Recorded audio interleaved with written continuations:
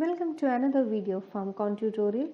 In today's lecture, we will discuss about plasma volume expanders. So let's get started.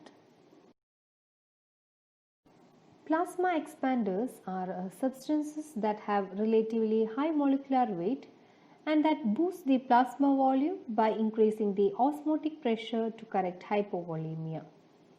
So mainly these agents are used in burns, hypovolemic shock, severe trauma, extensive tissue damage, and as a temporary measure in case of whole blood loss.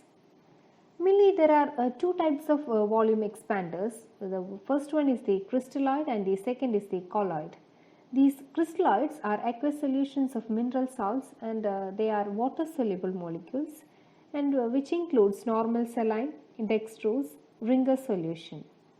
And these colloids are larger insoluble molecules such as dextran, human albumin and gelatin. Now let's see what are the ideal requirements for the plasma volume expanders. First of all, they should be isooncotic with plasma. Secondly, they should be distributed to intravascular compartments only, and pharmacodynamically they should be inert. They should be non-pyrogenic, non-allergenic and non-antigenic. And they should not interfere with the blood grouping or cross-matching, as well as they should be stable, easily sterilizable and cheap. Now about the mechanism of action. These plasma expanders generally work on the principle of osmosis. That is, it increases the plasma osmotic pressure, drawing water into the plasma from the interstitial fluid. Thereby, lost blood is replaced with a suitable fluid. Now let's discuss about some of the generally used plasma expanders.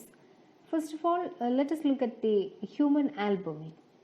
This human albumin, it is available as Albudac and Albupan.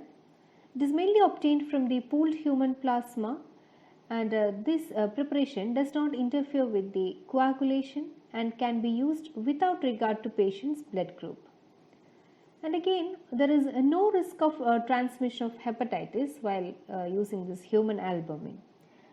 And it can be used in acute hypoproteinemia, acute liver failure and in dialysis. They are expensive. Now about the dextran.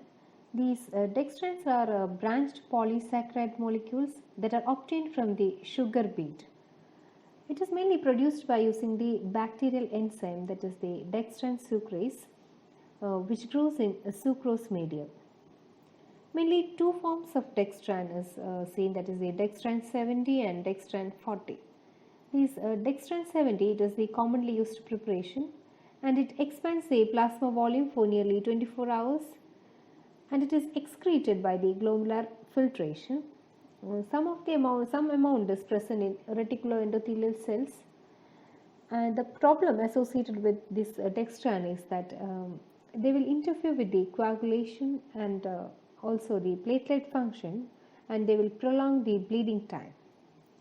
And another thing is that it also triggers the anaphylactic reactions and causes urticaria, itching and bronchospasm. Next about the dextran 40, it is the 10% solution in dextrose or saline. These are rapidly acting and reduces the blood viscosity. It is mainly excreted through renal tubules and so occasionally may produce acute renal failure. This dextran 40 is comparatively cheaper and can be stored for around 10 years, and so the most commonly used plasma expander is dextran 40.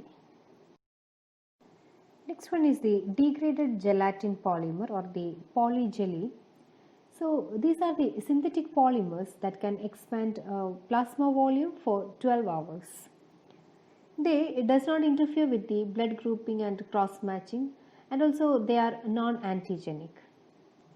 Mainly this degraded gelatin is used for priming of heart, lungs and dialysis machine. These are found more expensive. Next about the hydroxyethyl starch or their HETA starch.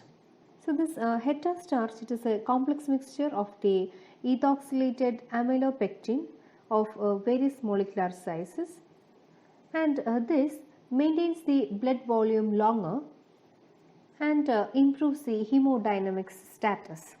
And they does not cause any acute renal failure or coagulation disturbances are not found using this HETA starch. The main ADR seen while using this HETA starch is vomiting, mild fever, itching, chills, flu-like symptoms, then swelling of salivary glands, urticaria, etc. And finally, polyvinyl pyrrolidine, that is PVP. These are synthetic polymer mainly used in trauma victims. They interfere with the blood grouping and is a histamine releaser, so they are less commonly used. Now about the contraindications. Mainly these plasma expanders are contraindicated in patients with heart failure, severe anemia, thrombocytopenia, pulmonary edema, allergy and renal insufficiency. So that's all about the plasma expanders.